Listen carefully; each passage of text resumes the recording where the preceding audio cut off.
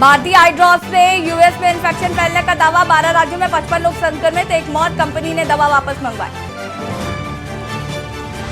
जम्मू कश्मीर के डोडा में 21 घरों में दरार आई। जमीन धंसने से हालात बिगड़े। जांच के लिए जियोलॉजिकल सर्वे ऑफ इंडिया की टीम पहुंची।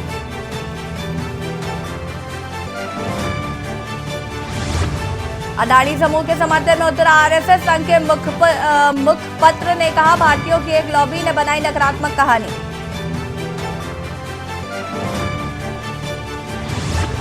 राहुल गांधी का पीएम को पत्र। कहा, कश्मीरी पंडितों को घाटी में काम करने के लिए मजबूर किया जा रहा है। उन्हें भिखारी कहना गैर जिम्मेदाराना। अब वीजा के लिए नहीं करनी पड़ेगी भागदौड़। सीएम योगी देर वक्त ग्लोबल वीजा एप्लीकेशन सेंटर का करेंगे उद्घाटन। यूपी को सीएम देंगे बड़ा तोहफा। 10 फरवरी को भारतीय किसान यूनियन के नेतृत्व में मुजफ्फरनगर में किसान महापंचायत। पिछले 7 दिनों से धरने पर बैठे बीपीओ किसान। मुजफ्फरनगर के जेआईसी मैदान में होगी महापंचायत। आप देख रहे हैं के न्यूज, खबरों का सारथी। नमस्कार, लाइव न्यूज में आप सभी का स्वागत है। मैं हूं आपके साथ यशी शुक्ला। लखनऊ से खबर, जहां पर उत्तर प्रदेश को सीएम योगी देंगे बड़ा तोहफा। आपको बता दें कि अब वीजा के लिए नहीं करनी पड़ेगी भागदौड़। मुख्यमंत्री योगी आदित्यनाथ यूपी को दे रहे बड़ी सौगात। वीजा के लिए अब नहीं करनी होगी भागदौड़।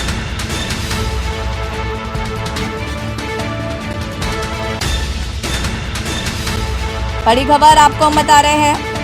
मुख्यमंत्री योगी आदित्यनाथ यूपी को दे रहे बड़ी सौगात। तमाम देशों के वीजा अब आपको यूपी में मिल जाएंगे। दिल्ली की दौड़ नहीं लगानी पड़ेगी।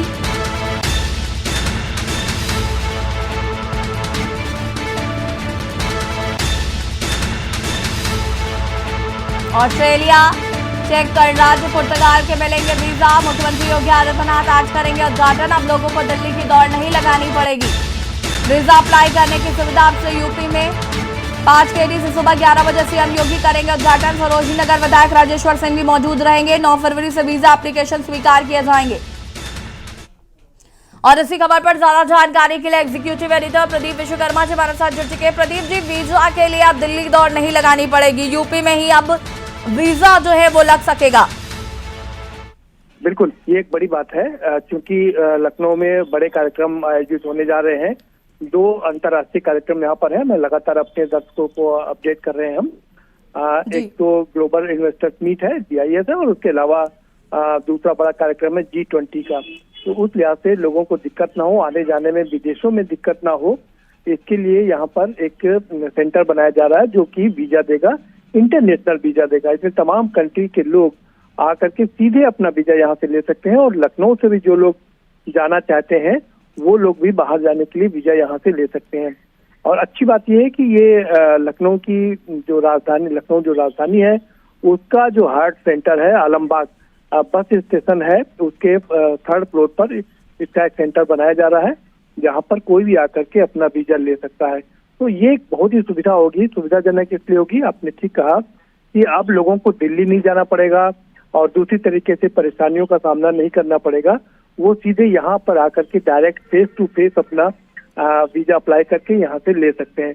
ये बहुत ही महत्वपूर्ण है इस लिहाज से कि ईज ऑफ डूइंग बिजनेस की जो हम लोग बात करते हैं कि कैसे लोगों की समस्याओं को कम किया जाए, धीरे धीरे उनकी प्रॉब्लम्स को सॉल्व किया जाए, उस दिशा में एक बड़ा कदम है।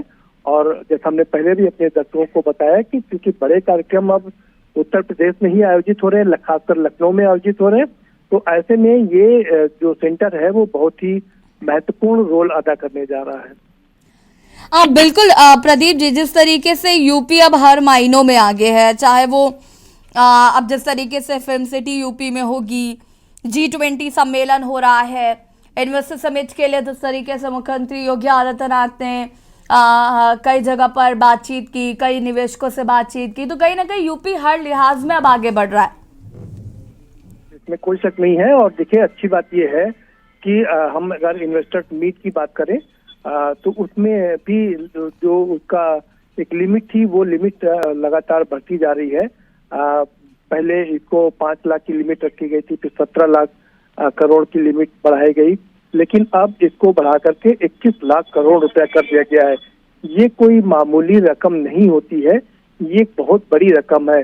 3,500 कंपनियों से MOU साइन हो रहे हैं और 21 लाख करोड़ रुपए का इन्वेस्टमेंट आने का मतलब है कि लाखों लोगों को रोजगार मिलना, और ना सिर्फ लाखों लोगों को रोजगार मिलना बल्कि पूरे प्रदेश में औद्योगिक क्रांति के रूप में भी इसको देखा जा सकता है। इसी कार्यक्रम में हम ये भी बता दें आपको कि और ये जो इन्वेस्टमेंट आ रहे हैं वो सिर्फ एक क्षेत्र के इन्वेस्टमेंट नहीं है। इसमें ये अलग बात है कि पश्चिमी उत्तर प्रदेश इसका ज्यादा शेयर लेके गया, 43% पश्चिमी उत्तर प्रदेश को मिला है, और बुंदेलखंड और मध्य की और पूर्व की बात करें तो पूर्व को भी ठीक से मिला, और मध्य और बुंदेलखंड को 19% का शेयर यहाँ पर मिला है।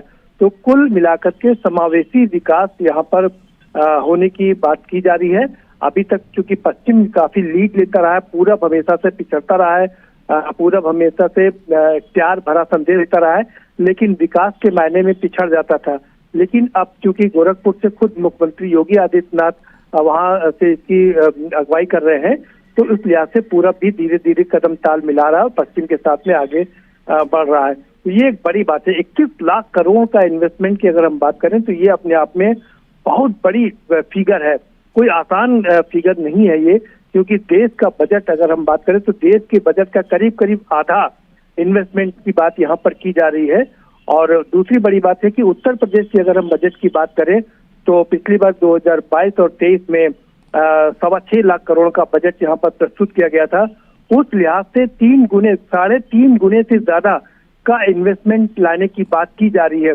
ये सबसे महत्वपूर्ण बात है, सबसे बड़ी बात है, क्योंकि जितना आपका बजट नहीं उससे 3 से 4 गुना अगर आपका इन्वेस्टमेंट आता है, इससे शानदार कोई बात नहीं हो सकती है। ये अलग बात है कि विपक्ष लगातार इस पर सवाल खड़े कर रहा है, क्योंकि अडानी के शेयर जिस तरह से लगातार ढलाम हो रहे हैं, अडानी ने यहाँ पर 1 लाख करोड़ का इन्वेस्टमेंट करने की बात की थी और उनके आने की संभावना भी थी, लेकिन इस उठापटक में क्या अडानी अब लखनऊ आएंगे, ये देखना भी काफी दिलचस्प होगा।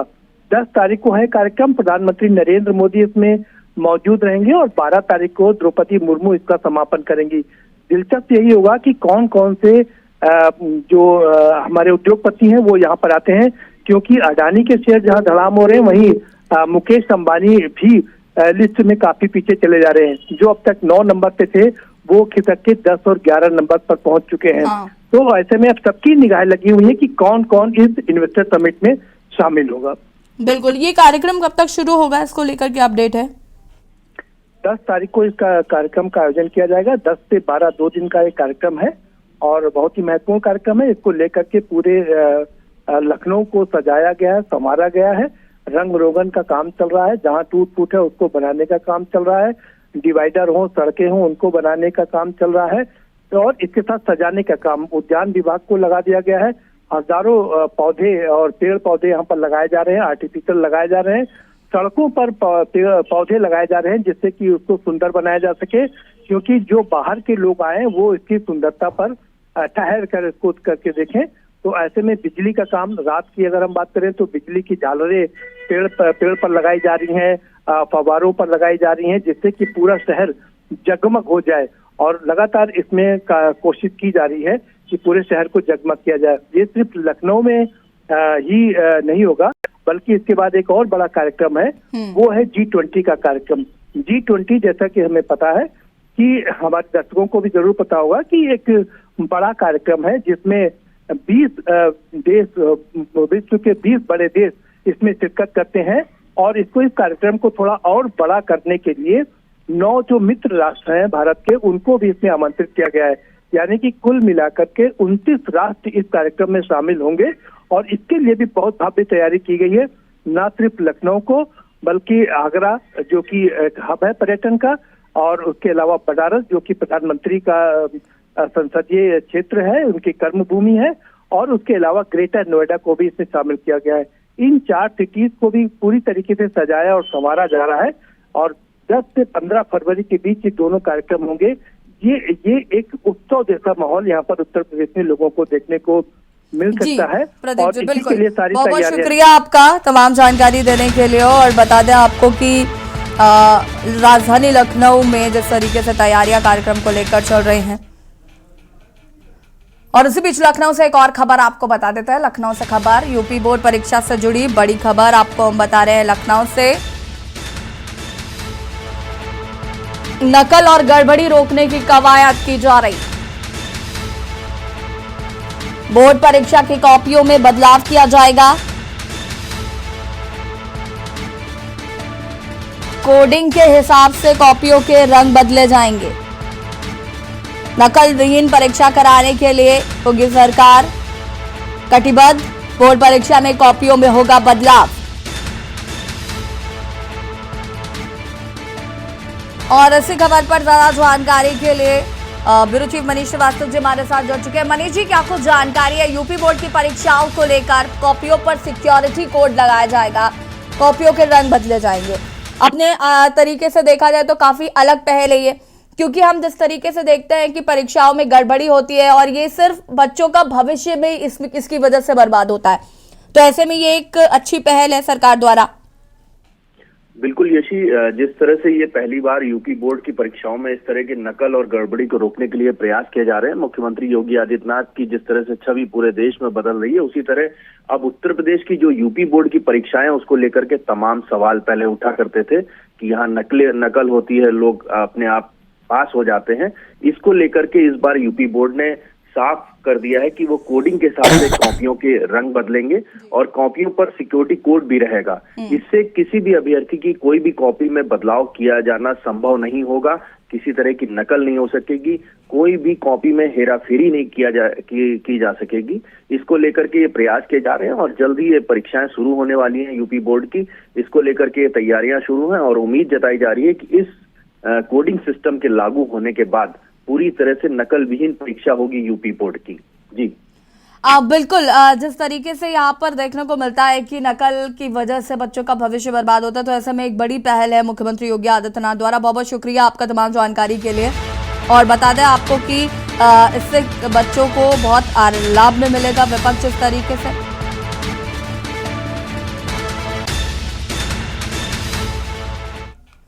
शराब घोटाले को लेकर दिल्ली बीजेपी करेगी प्रदर्शन में शामिल होंगे दिल्ली बीजेपी के कार्यकारी अध्यक्ष। शराब घोटाले को लेकर दिल्ली बीजेपी करेगी प्रदर्शन में शामिल होंगे दिल्ली बीजेपी के कार्यकारी अध्यक्ष वीरेंद्र सचदेवा। नेता प्रतिपक्ष रणवीर सिंह बिदूरी होंगे शामिल।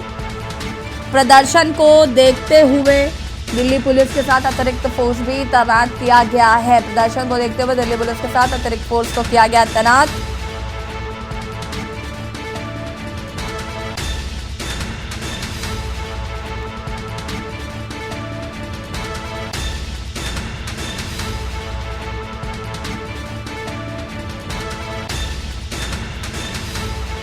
दिल्ली शराब घोटाले को लेकर बीजेपी करेगी प्रदर्शन।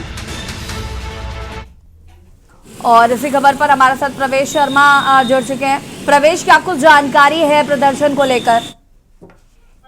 जी बिल्कुल, मैं आपको बता दूं, दिल्ली में शराब घोटाले को लेकर पिछले 4 महीने से काफी बवाल हो रहा है और इसी को लेकर ये जो शराब घोटाले का केस था ये ईडी को सौंप दिया गया था और ईडी ने कल इस मामले में अपनी चार्जशीट दाखिल की है, जिसमें दिल्ली के मुख्यमंत्री अरविंद केजरीवाल समेत दिल्ली के उप मुख्यमंत्री मनीष सिसोदिया और तेलंगाना के मुख्यमंत्री केसीआर की बेटी कविता का नाम शामिल है। इसी मुद्दे को लेकर आज दिल्ली प्रदेश बीजेपी यहाँ पर प्रदर्शन करने जा रही है। इनका प्रदर्शन का समय लगभग 11 बजे का था, लेकिन इसको बदलाव किया गया है। अभी लगभग आधा घंटे का समय और लेंगे और अभी लोग इकट्ठे हो रहे हैं और केजरीवाल की सरकार आम आदमी पार्टी को घेरने की पूरी कोशिश की जा रही है। मुद्दा शराब घोटाले में जो भी भ्रष्टाचार हुआ है उसको लेकर है। जी बिल्कुल प्रवेश, यहाँ पर अगर हम बात करें तो प्रदर्शन में कौन कौन लोग शामिल हो सकते हैं, इसको लेकर कोई जानकारी है क्या? जी दो बड़े चेहरे हैं बीजेपी के। एक कार्यकारी अध्यक्ष है वीरेंद्र सचदेवा और दूसरा रणवीर सिंह बिदूरी जो नेता प्रतिपक्ष है। दोनों इस प्रदर्शन का आह्वान करेंगे, शुरुआत करेंगे, जिसके बाद ये आईपीओ के मुख्य चौराहे से शुरू होकर मुझे लगता है कि ये आम आदमी पार्टी जब तक बचेगा, क्योंकि पास में आम आदमी पार्टी का ऑफिस है। और बताया जा रहा है कि जो भी भ्रष्टाचार के विरोध कार्य करने वाली आम आदमी पार्टी खुद भ्रष्टाचार को लेकर ये इसी को मुद्दा बनाते हुए बीजेपी आज प्रदर्शन कर रही है। जी बिल्कुल, ये प्रदर्शन कब तक शुरू होगा और साथ ही साथ प्रशासन की किस तरीके से मुस्तैदी यहाँ पर देखने को मिल रही है प्रवेश? जी बिल्कुल, मैं आपको बता दूं, मैंने पहले ही बताया प्रदर्शन 11 बजे का समय था, लेकिन इसमें बदलाव कर दिया गया है, लगभग 11:30 बजे के आसपास इसको किया जा रहा है। दूसरा मैं बता दूं, यहाँ पर दिल्ली पुलिस के साथ साथ अतिरिक्त पुलिस फोर्स भी तैनात की गई है। प्रदर्शन में किसी प्रकार का कोई हंगामा न हो, दिल्ली में किसी ये आसपास के एरिया में किसी प्रकार का ट्रैफिक को लेकर कोई रुकावट पैदा ना हो, उसके लिए अतिरिक्त पुलिस फोर्स यहाँ पर तैनात की गई है। और मैं आपको बता दूं, दिल्ली पुलिस के अलावा बीएसएफ के जवान यहाँ पर मौजूद है। जी बिल्कुल, यहाँ पर जिस तरीके से प्रदर्शन शुरू होने वाला, उस पर आम आदमी पार्टी की तरफ से कोई प्रतिक्रिया आई है क्या प्रवेश? मैं अभी आम आदमी पार्टी की तरफ से कोई प्रतिक्रिया नहीं आई है, लेकिन जैसे ही यहाँ से प्रदर्शन शुरू होगा और हल्ला बोल शुरू होगा, उसके बाद जरूर आम आदमी पार्टी की प्रतिक्रिया आनी शुरू हो जाएगी। जी, बहुत बहुत शुक्रिया प्रवेश तमाम जानकारी देने के लिए। और बता दें आपको कि प्रदर्शन में 2 बड़े चेहरे शामिल होंगे और उसको लेकर तमाम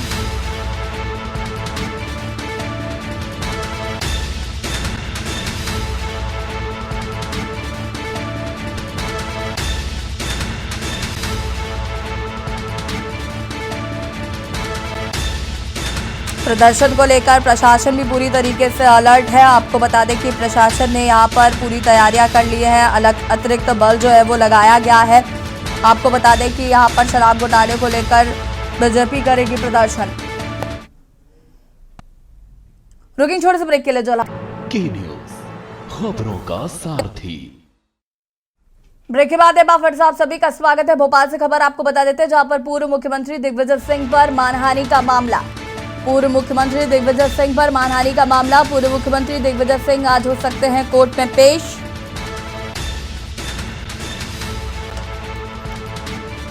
बीजेपी प्रदेश अध्यक्ष वीडी शर्मा ने दर्ज कराया मुकदमा। दिग्विजय ने जुलाई 2014 में लगे थे गंभीर आरोप। मीडिया के सामने वीडी शर्मा पर लगाए गए थे आरोप। पिछले साल 5 दिसंबर को हुआ था मानहानि का केस दर्ज।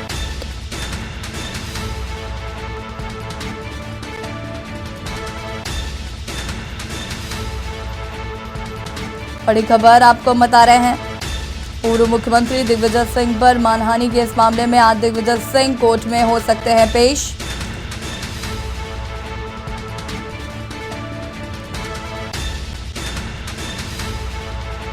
दिग्विजय सिंह आज कोर्ट में हो सकते हैं पेश।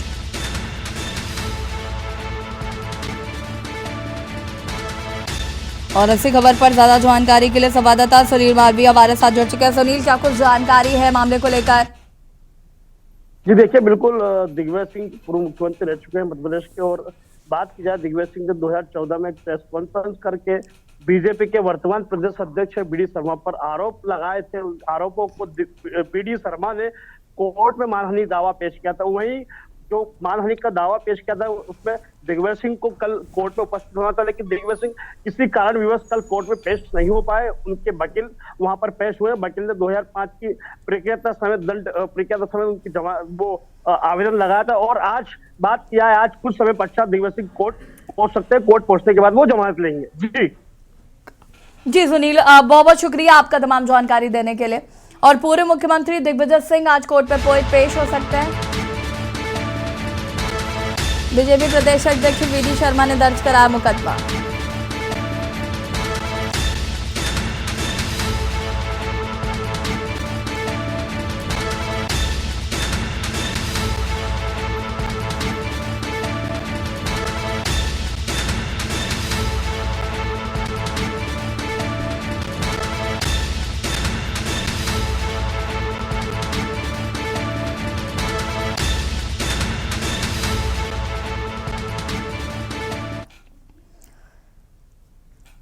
एएमयू में फिर लगाए गए अल्लाहू अकबर के नारे। एनसीसी छात्रों के समर्थन में अल्लाहू अकबर के लगे नारे। बता दें कि 26 जनवरी को सस्पेंड किए गए थे एनसीसी के छात्रों का सस्पेंशन रद्द करने के लिए नारेबाजी की गई और एक बार फिर से लगे अल्लाहू अकबर के नारे।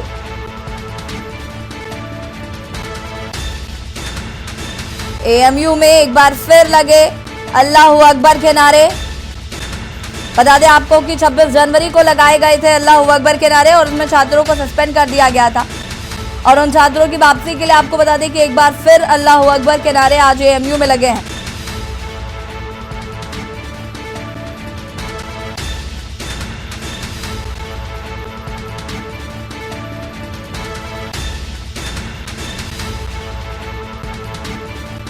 बड़ी खबर आपको बता रहे हैं, एएमयू में आज फिर लगे अल्लाह अकबर के नारे।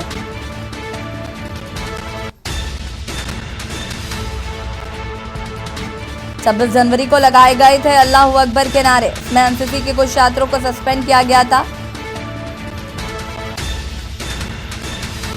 और उन छात्रों के सस्पेंड को बर्खास्त करने के लिए आज फिर अल्लाह अकबर के नारे लगाए गए, प्रदर्शन किया जा रहा है।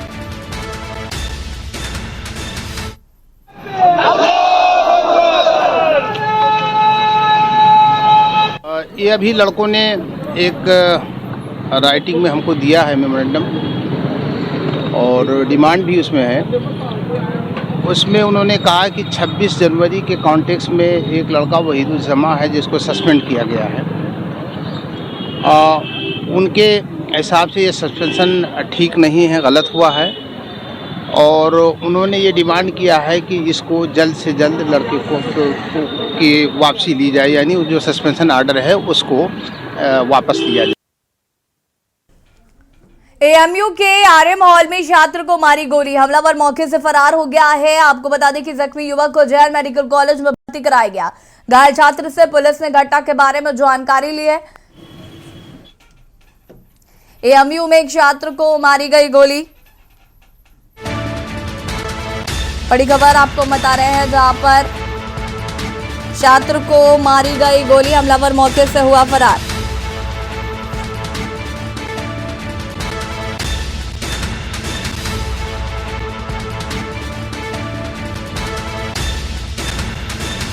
घायल छात्र से पुलिस ने घटना के बारे में ली जानकारी।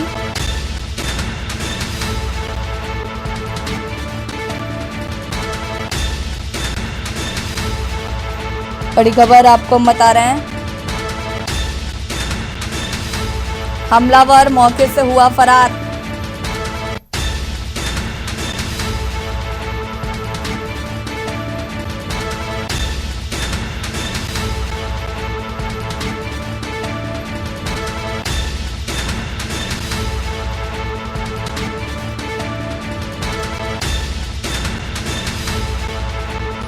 और उसी खबर पर ज्यादा जानकारी के लिए संवाददाता विश्वजीत हमारे साथ जुड़ चुके हैं।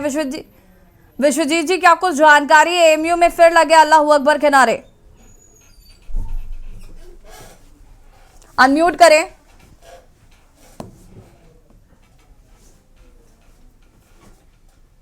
छात्रों द्वारा नारे लगाए गए थे अल्लाह अकबर के। उसी दौरान एक छात्र का नाम प्रकाश में आया था, जिसे तत्काल प्रभाव से यूनिवर्सिटी इंतजामिया ने उसे तत्काल प्रभाव से निलंबित कर दिया था। इसके बाद में उसी छात्र के समर्थन में तमाम जो है सैकड़ों छात्र एएमयू के बाबे साहेब गेट पर जुट गए, और उसके अलावा उन्होंने भारी मात्रा में इकट्ठे होकर वहां पे प्रदर्शन किया। हालांकि पुलिस को जैसी सूचना मिली तो सूचना पर जो है भारी तादाद में पुलिस फोर्स मौके पे पहुंच गया और उन छात्रों को समझा बुझा के जो है वहां से बिल्कुल गेट से हटाया गया। और लगातार जो है उन छात्रों के द्वारा नारे भी अल्लाह अकबर के लगाए जा रहे थे, जिसको लेके एएमयू का जो माहौल है बिल्कुल गर्माता हुआ साफ तौर पर नजर आ रहा है। जी, फिलहाल क्या अपडेट है विश्व प्रताप जी? अभी क्या जानकारी है कि बच्चों का क्या कुछ कहना है, छात्रों का क्या कुछ कहना है?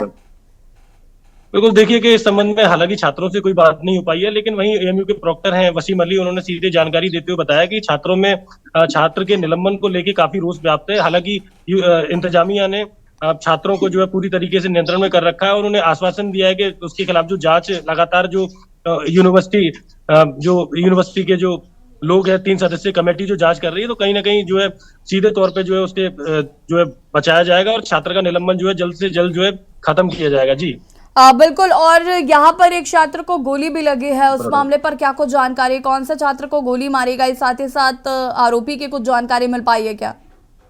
बिल्कुल, देखिए कि देर रात ये घटना हुई है कि बीई के छात्र को, जो अमरोहा का रहने वाला है, उसे देर रात जो है उसके साथ ही पढ़ने वाले छात्रों ने गोली मार दी। मामूली कहासुनी के दौरान ये पूरी घटना हुई है कि आपस में गाली गलौज को लेके जो है आपस में गोली मार दी और जो है घायल छात्र को जो यूनिवर्सिटी प्रशासन है उसे आनंद फानंद में मेडिकल कॉलेज में भर्ती कराया, जिसका वहां पे इलाज जारी है। हालांकि घटना के बाद मौके पे पुलिस पहुंच गई और पुलिस जो है, जो आसपास सीसीटीवी कैमरे लगे हैं उनकी जांच पड़ताल में जुट गई है और जिले के आला अधिकारी हैं वो भी वही मौके पे पहुंच गए थे। हालांकि छात्र की जो हालत है फिलहाल स्थिर बनी हुई है और जेएन मेडिकल कॉलेज में उसका उपचार जारी है। जी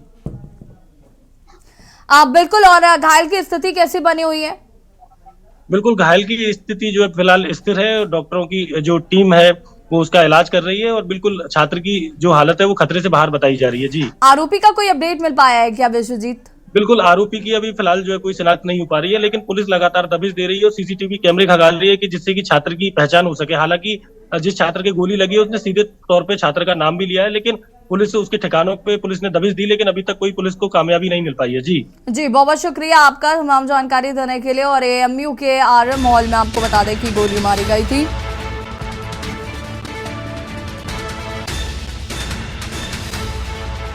$87 में BMS करके यहाँ से चले गए थे वाले।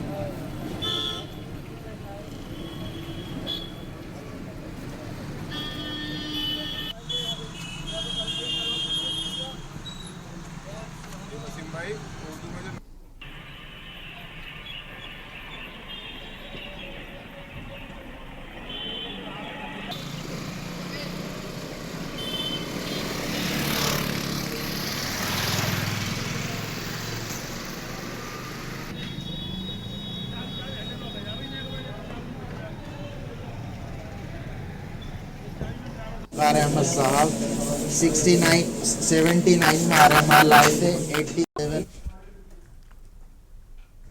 बरेली से खबर, जहां पर बरेली जंक्शन पर आने जाने वाले यात्रियों के लिए बड़ी खबर। वेटिंग हॉल के लिए देना होगा निर्धारित शुल्क।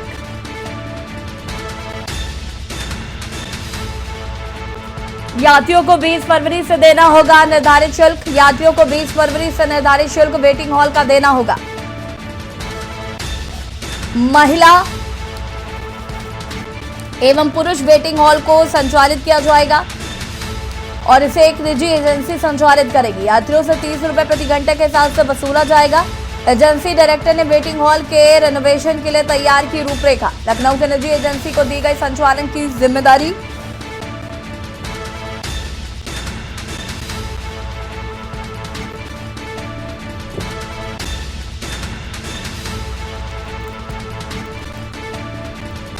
बरेली जंक्शन पर आने जाने वाले यात्रियों को अब वेटिंग शुल्क देना होगा।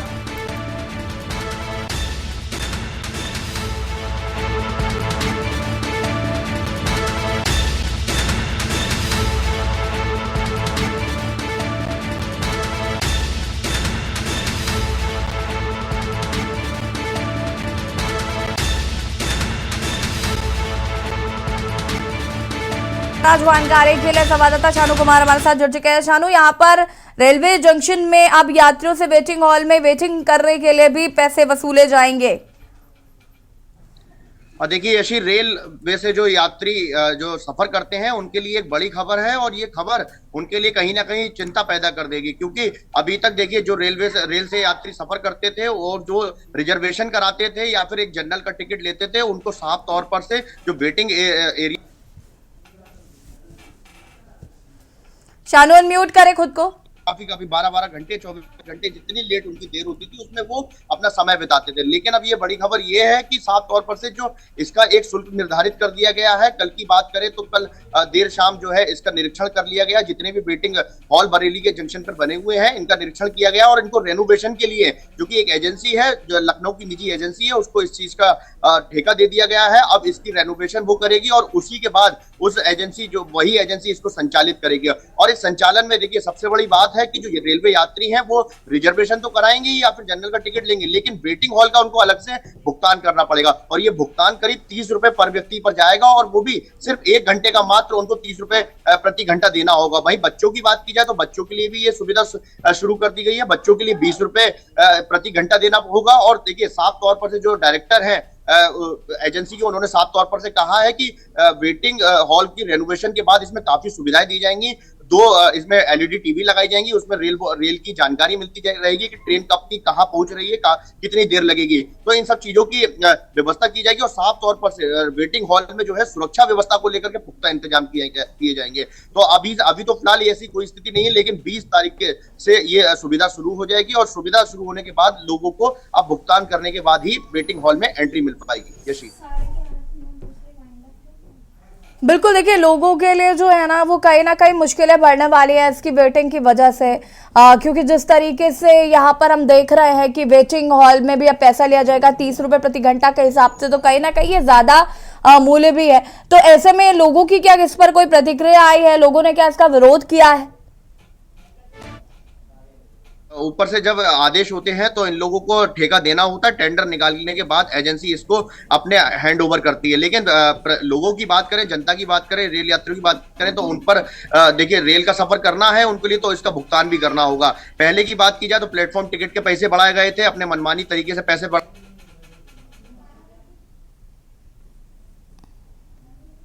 अनम्यूट करें, बात की जाएगी और तब जाकर के कहीं विरोध देखने को मिलेगा। हाल फिलहाल तो अभी बरेली के लोगों को इस चीज की जानकारी भी नहीं है कि इसका शुल्क बढ़ा दिया गया, क्योंकि 20 तारीख से ये सुविधा चालू हो जाएगी और उसी के बाद से लोगों में कहीं ना कहीं इसका रोज देखने को मिलेगा। पहले भी प्लेटफॉर्म टिकट की बात करें, कई पैसे बढ़ाए गए और अब करीब 25 से 30 रुपए तक का इसका चार्ज हो चुका है, लेकिन उसके बावजूद भी लोगों को कहीं ना कहीं इस चीजों का इस्तेमाल करना होता है, क्योंकि ये रोजमर्रा की जरूरतें हैं। इनको कहीं ना कहीं जनता जो है कैसे भी पूरा करने का प्रयास जरूर करती है, लेकिन कहीं ना कहीं एक आम जनता है उसकी जेब पे कहीं ना कहीं भारी असर पड़ेगा, क्योंकि 30 रुपए प्रति घंटा एक शुल्क बहुत ज्यादा होता है। ठीक है शानू, बहुत शुक्रिया आपका तमाम जानकारी देने के लिए। और बता दें आपको कि लखनऊ की निजी एजेंसी को दी गई है संचालन की जिम्मेदारी, और अब आपको अगर वेट करना है तो वेटिंग हॉल में रुकने के लिए आपको 30 रुपए देने पड़ेंगे। बरेली जंक्शन पर आने जाने वाले यात्रियों के लिए एक बड़ी खबर है, वेटिंग हॉल के लिए देना होगा निर्धारित शुल्क।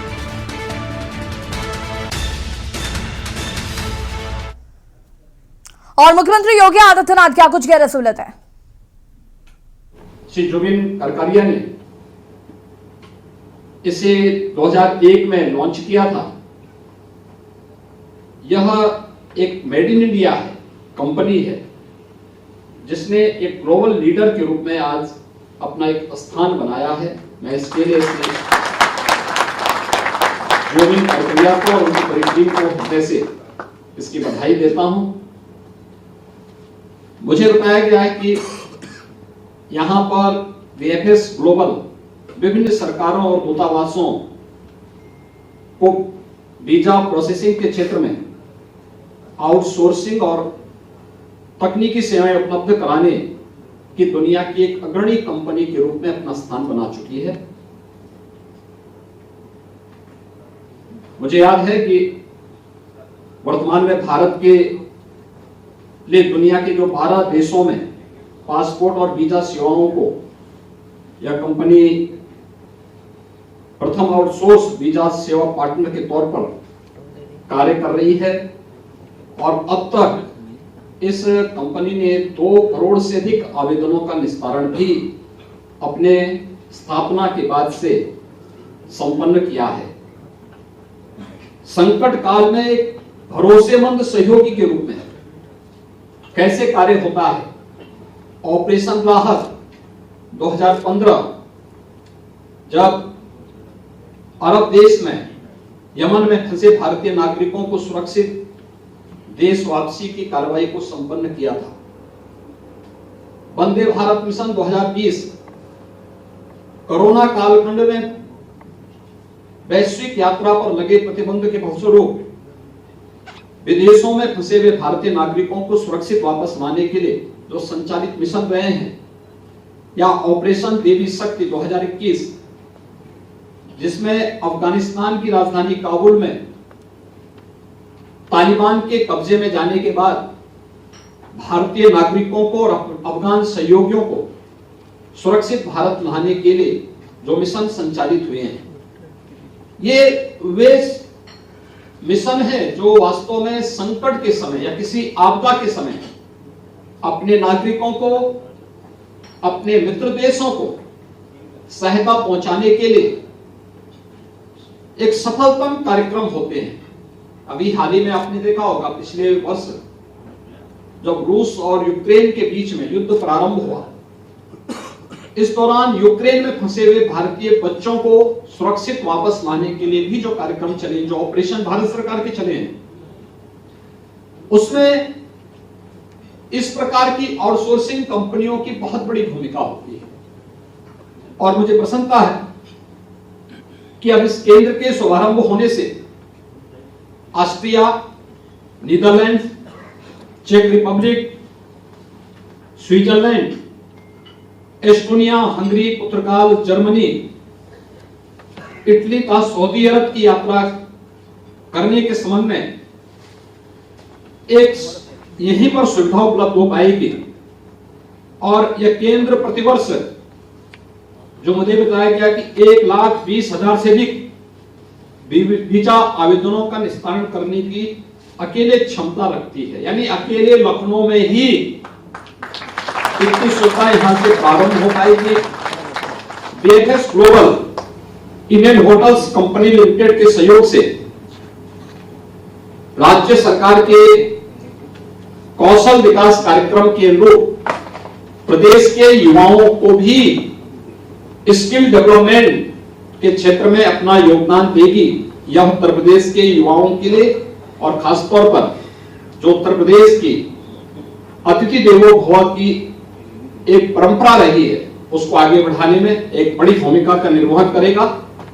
मैं एक बार फिर से VFS ग्लोबल को अपना लखनऊ सेंटर प्रारंभ करने के लिए हृदय से धन्यवाद देता हूं। और मुझे पूरा विश्वास है कि उत्तर प्रदेश, जो देश की आबादी का एक सबसे बड़ा प्रदेश है, इस प्रदेश के न केवल 24 करोड़ की आबादी बल्कि उत्तर प्रदेश के से जुड़े हुए अन्य राज्यों के नागरिकों को भी यहां से सुविधा देने में हम लोग यह कंपनी सफल होगी।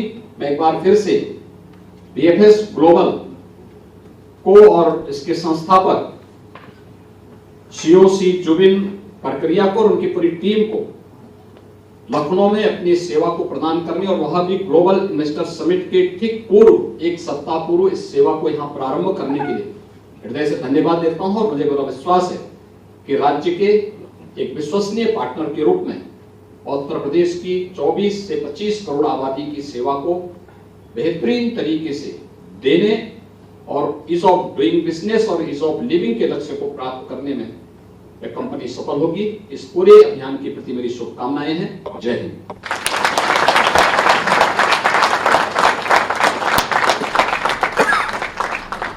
आपके प्रेरणादायी उद्बोधन के लिए हम आपका हृदय से आभार व्यक्त करते हैं। माननीय, आपका बहुत बहुत धन्यवाद। अब मैं VFS global visa application centre का यहाँ पर उद्घाटन किया मुख्यमंत्री योगी आदित्यनाथ ने। अब यूपी के लोगों को वीजा के लिए दिल्ली तक की दौड़ नहीं लगानी पड़ेगी, अब यूपी में ही वीजा इजीली अवेलेबल होगा। रुकें छोटे से ब्रेक के लिए, जो हाजिर होते हैं। आप देख रहे हैं स्वागत है। और VFS सेंटर का उद्घाटन किया मुख्यमंत्री योगी आदित्यनाथ ने। तस्वीर आप pouring his heart about the problems of visas and queues, etc., etc. And the idea of VFS came to mind. And today we see the success of VFS. We don't know what we would do without it these days.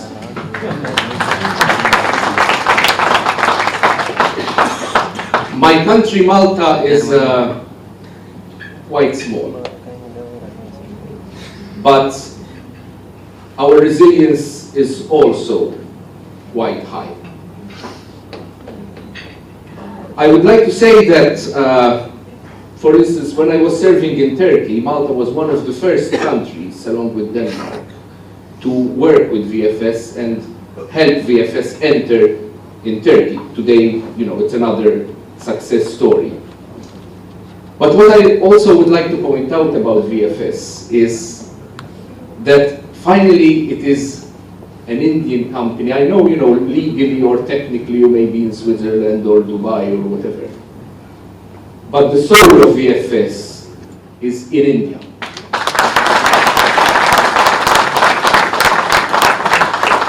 And that is something which I really appreciate.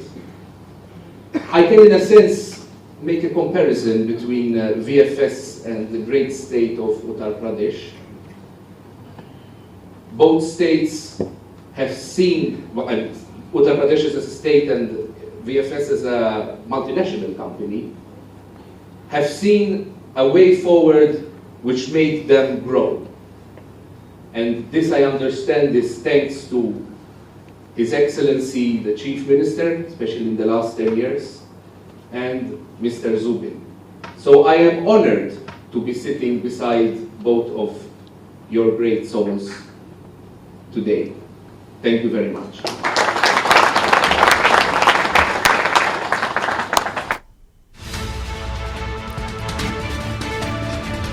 और बड़ी खबर आपको हम बता रहे हैं, PM Modi की कोशिशों का परिणाम दिखा। वीएफएस जो है वो जारी किया गया है। अब वीजा के लिए दिल्ली की दौड़ नहीं लगानी पड़ेगी।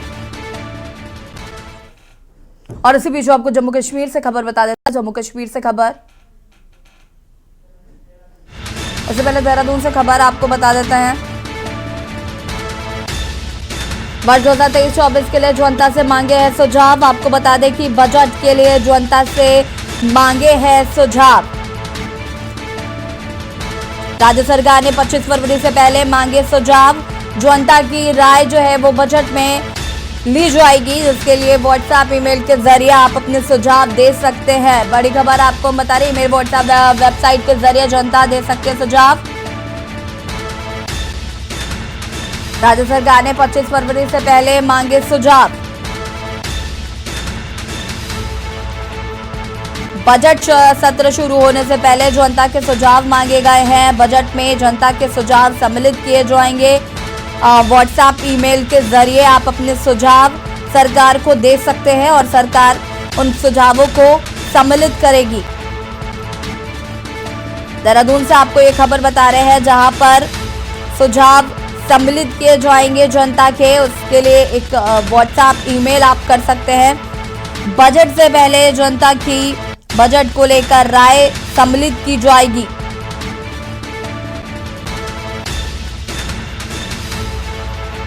और ये खबर आपको हम बता रहे हैं देहरादून से, जहां पर बजट में आपकी राय शुमार की जाएगी। जनता के सुझाव पर सरकार तैयार करेगी बजट। जनता से लिए जाएंगे सुझाव।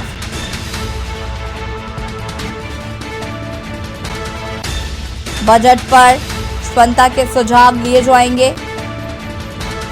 25 फरवरी से पहले तक आपको अपने सुझाव देने होंगे।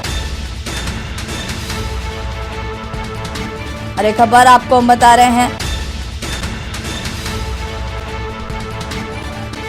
जनता के सुझाव लिए जाएंगे।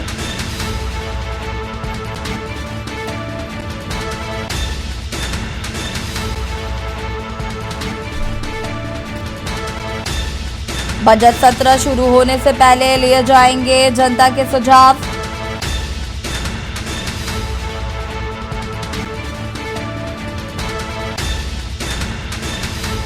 और ये बड़ी खबर आपको हम बता रहे हैं, जनता के सुझाव बजट सत्र शुरू होने से पहले लिए जाएंगे। जनता के सुझावों को सम्मिलित किया जाएगा।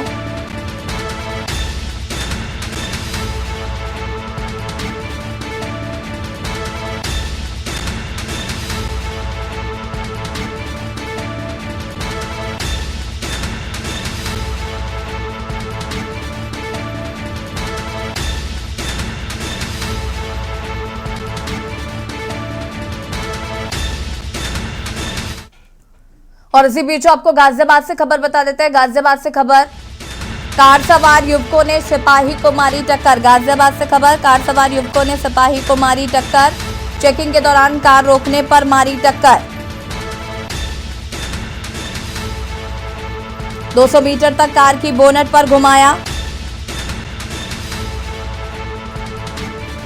हादसे में एक बाइक सवार युवक भी घायल बताया जा रहा है।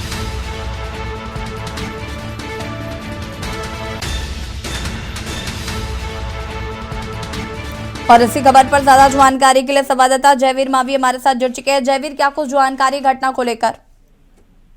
देखिए, गाजियाबाद का मामला है जहां जो इंदिरापुरम चिपरा कट के पास की घटना है, जहां पर यातायात पुलिसकर्मी चेकिंग कर रहे थे, जहां पर जो एक कार थी, जब उसको रोकने के लिए पुलिस कर्मियों ने कोशिश की तो जो कार चालक था उसने जो कर्मचारी थे उसको टक्कर मारी और लगभग 200 मीटर तक कार के बोनेट पर लेकर उसको फरार रहा। वहीं इसी तमाम मामले में एक जो मोटरसाइकिल सवार युवक था वो भी इसकी चपेट में है, उसको भी चोट लगी है और पुलिसकर्मी को भी चोट लगी है। पुलिस ने हालांकि इस मामले में मुकदमा भी दर्ज कर लिया है और एक आरोपी को अभी गिरफ्तार किया है। पुलिस कर्मियों का साफ तौर पर कहना है कि जो अन्य भी जो उस कार में सवार थे, जो दोषी हैं, उन सभी के खिलाफ कानूनी कार्रवाई की जाएगी और गिरफ्तार किया जाएगा। वहीं जो घायल युवक और सिपाही हैं उनको इलाज के लिए अस्पताल में भर्ती कराया गया। हालांकि ज्यादा चोट नहीं है, लेकिन इलाज उनका भी किया जा रहा है और पुलिस इस मामले में सख्ती के साथ कार्रवाई करने की बात कर रही है। आपको बता दें कि गाजियाबाद में लगातार जो वाहन चालक है, चाहे दोपहिया वाहन चालक हो या फिर कार वाहन चालक हो, नियमों का उल्लंघन करते हैं और लगातार गाजियाबाद से तमाम जगह पर जिस तरह रील बनाने की जो वीडियोज सोशल मीडिया पर वायरल हो रही थी, पुलिस इसी क्रम को लेकर इसी के अनुसार एक जांच अभियान पुलिस ने गाजियाबाद में तमाम जगह पर वाहन चेकिंग अभियान चलाए जा रहे हैं। तमाम जगह पर जो पुलिस फोर्स है, यातायात के जो पुलिसकर्मी है, वो ऐसी चीजों पर निगाह रख रहे हैं और तमाम चीजों को जो ऐसे युवक हैं जो गलत ड्राइविंग कर रहे हैं उनके खिलाफ कानूनी कार्रवाई की लगातार करे। तो उसी के दौरान जिस समय ये जांच की जा रही थी, उसी समय जो वाहन चालक था तेजी से आया और जब उसको रोकने की कोशिश की गई तो उस वाहन चालक ने पुलिसकर्मी को टक्कर मारी थी। जी बहुत शुक्रिया आपका तमाम जानकारी देने के लिए। और बता दें आपको कि फिलहाल पुलिस मामले की जांच पड़ताल कर रही है।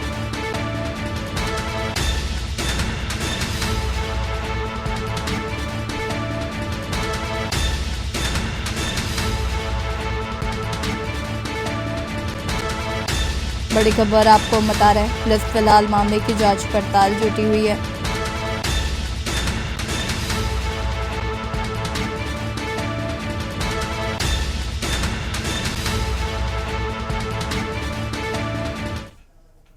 और इसी बीच आपको इटावा से खबर बता देते हैं। इटावा से खबर, शिवपाल सिंह ने सरकार पर बोला हमला। इटावा से खबर, जहां पर शिवपाल सिंह ने सरकार पर बोला हमला। बजट सहित मुद्दों पर सरकार को घेरा। हम पार्टी में संगठन के व्यक्ति रहे हैं, हमारा मिशन है 2024 में सत्ता में आना। शिवपाल सिंह ने सरकार पर बोला हमला। बजट सहित मुद्दों पर सरकार को घेरा। शिवपाल ने कहा कि हम पार्टी में संगठन के व्यक्ति रहे हैं और हमारा मिशन है 2024 में सत्ता में आना।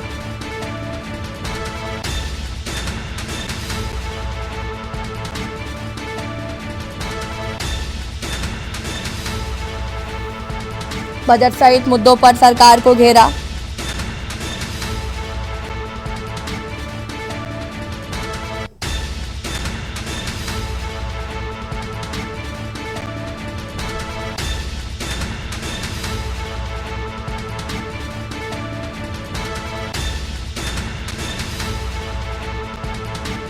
बजट सहित मुद्दों पर सरकार को घेरा।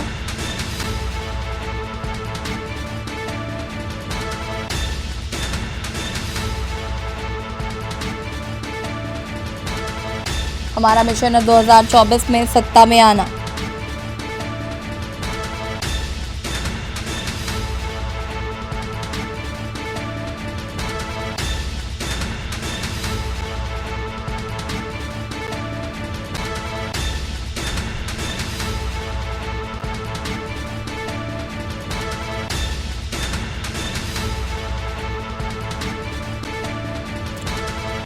शिवपाल यादव ने सरकार पर बोला हमला। कहा कि हमारा मिशन है 2024 में सत्ता में आना। साथ ही साथ बजट के मुद्दों पर भी उन्होंने अपनी बात को रखा।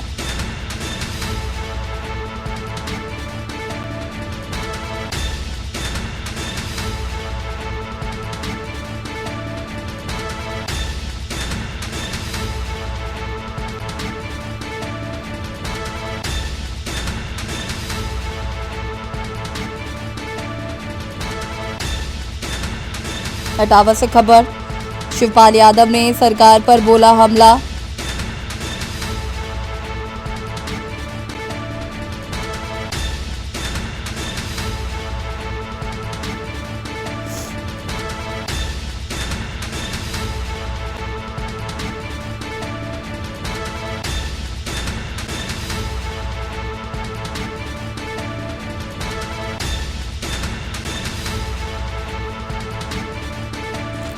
शिवपाल यादव ने सरकार पर बोला हमला।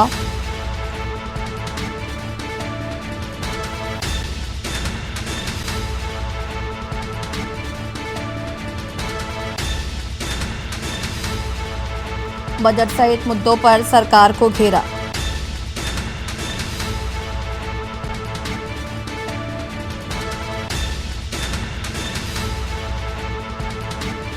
ऐसी खबर पर ज्यादा जानकारी के लिए संवाददाता प्रमोद दीक्षित हमारे साथ जुड़ चुके हैं। प्रमोद, क्या कुछ जानकारी? शिवपाल सिंह यादव ने आज सरकार पर हमला बोला और क्या कुछ कहा?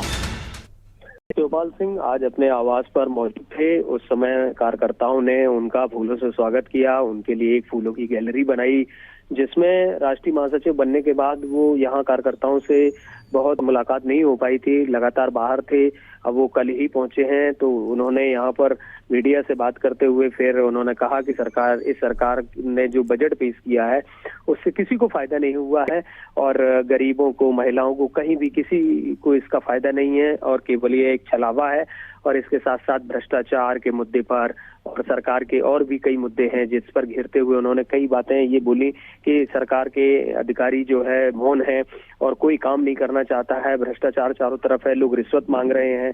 और इसके साथ साथ उन्होंने जब यह चर्चा के बाद फिर मायावती पर भी सवाल पूछा, तो मायावती के लिए भी उन्होंने कहा कि इस तरह के मुद्दों को लेकर के सरकार ध्यान भटकाना चाहती है, जो लगातार धार्मिक मुद्दे चल रहे हैं जिनको, तो इस पर भी उन्होंने बात की। और इसके साथ साथ उन्होंने ये भी कहा कि हमारा उद्देश्य है कि 2024 में हम सरकार में आए और सत्ता में आए, इसी मिशन में लगे हुए हैं। जी बहुत बहुत शुक्रिया आपका तमाम जानकारी देने के लिए। यहाँ पर भ्रष्टाचार की चरम सीमा पर भ्रष्टाचार है और अधिकारियों की नॉलेज में भी है, तब भी उस पर कोई कार्रवाई नहीं हो रही है। जो इंस्पेक्टर है विवेक साख खुलेआम इटावा तहसील में बैठता है और पूरी तरह से वसूली कर रहा है। 1-1 लाख 2-2 लाख बेचारों कमीशन मिलता है 3000, अब वसूली कहाँ से? और सीधे आपको ले चलते हैं भोपाल, जहां पर आईपीएस सर्विस मीट का आयोजन किया जा रहा है। तस्वीरें आपको दिखा देते हैं। आप सभी की ओर से माननीय मुख्यमंत्री जी, माननीय गृह मंत्री का स्वागत कर रहे हैं। हमारा सौभाग्य है कि शिवराज सिंह चौहान यहाँ पर पहुंचे। मध्य प्रदेश पुलिस के मुखिया श्री सुधीर कुमार सक्सेना जी तथा अध्यक्ष आईपीएस एसोसिएशन मध्य प्रदेश श्री विपिन कुमार माहेश्वरी जी भी मौजूद हैं। सबसे पहले विनम्र स्वागत के लिए आदरणीय पुलिस महानिदेशक महोदय मध्य प्रदेश श्री सुधीर कुमार सक्सेना जी से विनम्र आग्रह कर रहे हैं कि आप माननीय मुख्यमंत्री जी का स्वागत करें।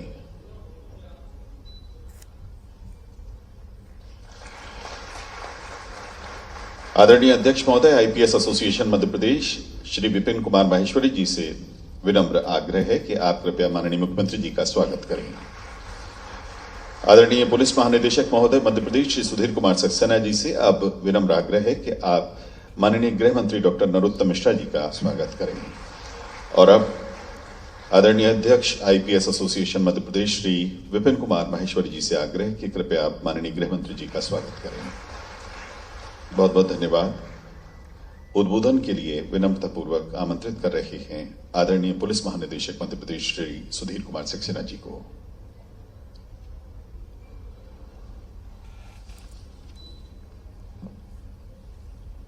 मध्य प्रदेश के यशस्वी एवं लोकप्रिय मुख्यमंत्री माननीय श्री शिवराज सिंह चौहान जी, पुलिस विभाग के हितों की रक्षा के लिए सदैव प्रतिबद्ध रहने वाले हमारे गृह मंत्री doctor Narottam Mishra ji, IPS association के अध्यक्ष श्री विपिन माहेश्वरी, मेरे सहयोगी बंधुओं तथा मीडिया के बंधुओं, सर्वप्रथम मैं आईपीएस एसोसिएशन को बहुत बहुत बधाई। फिलहाल बुलेटिन में इतना ही। देखते रहिए न्यूज़।